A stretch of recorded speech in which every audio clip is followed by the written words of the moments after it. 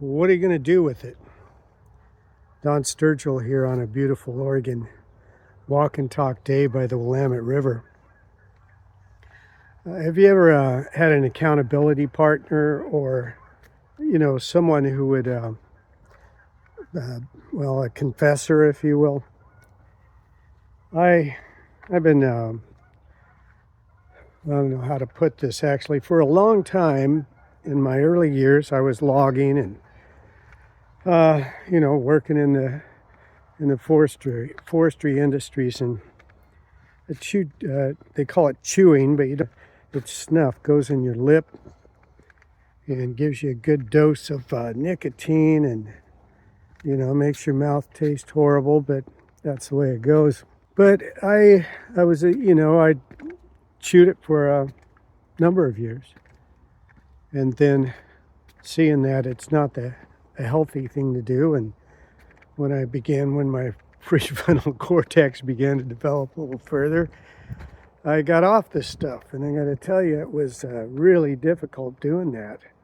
I mean, really difficult. I couldn't believe what a grip it had on me. Well, recently, there's no excuses. Recently, I picked it back up and started doing it again. Now, of course, it doesn't take me long to see that it's not something I want to do, that it's not something I want to keep doing. So I've decided, I don't know how long ago, but anyway, I've been going to quit, right, someday, and always tomorrow. Well, this week I thought, I know someone who cares about me and about my health, and what if I just tell her that I'm not going to buy any more of this stuff and I'm through with it. And because I know this is good. This is not unusual maybe, but is kind of a wild thought. I will keep my word to her quicker than I will to myself, apparently, or to you. To tell someone is to more put myself on the spot than if I'm just speaking to myself. I don't know how that works. The golden rule, as a little quick aside here, love your neighbor as yourself. Well, buddy, sometimes there's been times in my life when if I was loving you the way I was loving me, you would not be a very happy camper.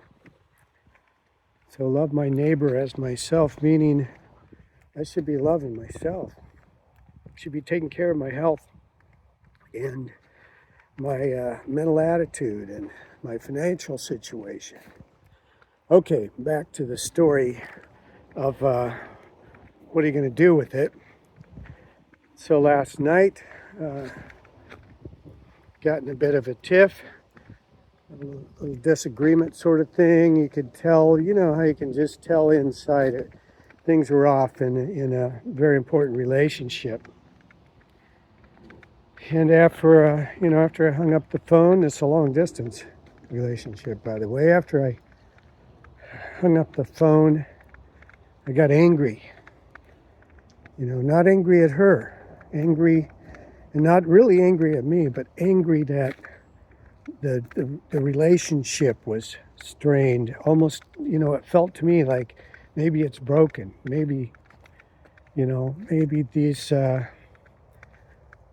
maybe it's broken. So I went through started feeling these emotions inside, like, I'm just the kind of guy that ought to move to a cabin somewhere in the wilderness and live alone, because I'm apparently not a great communicator, not great in relationship. For some reason, I've if I know you, sooner or later I'm going to piss you off. That's just the way it is. Not that I try to do that. I just do. My mouth. I don't know. My ideas. My goofy actions. So I knew that I told this told her that I wasn't going to do this, and then I did it. So I was up late last night thinking about the whole deal, and I wrote to her, emailed her some thoughts about it, and knew I needed to talk about it. I knew I needed to admit what I'd done. So this morning we were able to talk on the phone again, and I told her, hey, last night, by the way, we patched up the problem there where the relationship is too valuable to just throw out. Anyway,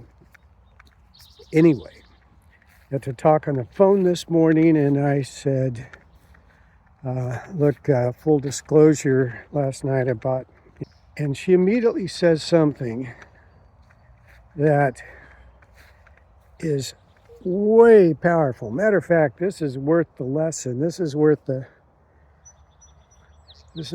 lesson. I said, I bought another can last night.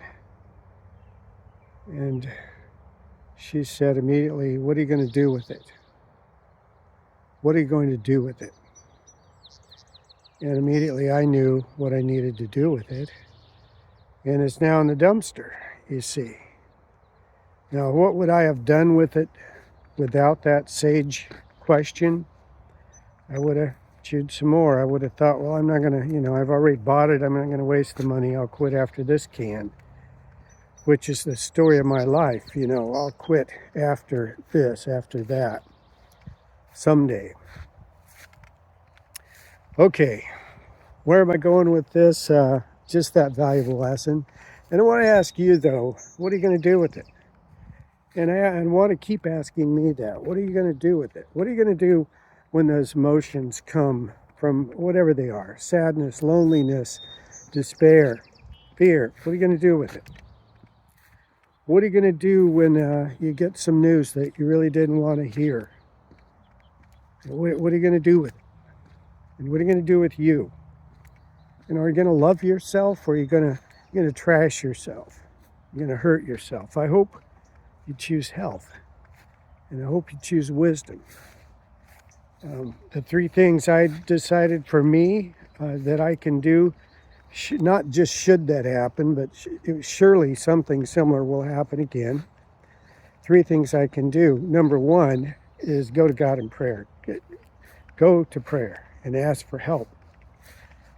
Number two, I can hang in there with the communication and with the relationship, and take the steps necessary to patch the problem, the break in the stream of love, I guess, right? So, and number three, can I do is just sit there and let it work on through.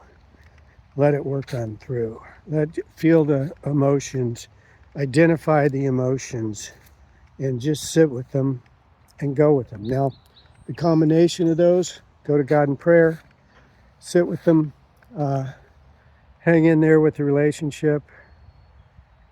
If you have anything to add, please let me know, but I think that's a pretty strong chord right there. It sure beats going to the store and paying, $8 for a can of poison. Happy day. Looks like we may get some rain. I'm hoping so. Later, Gator.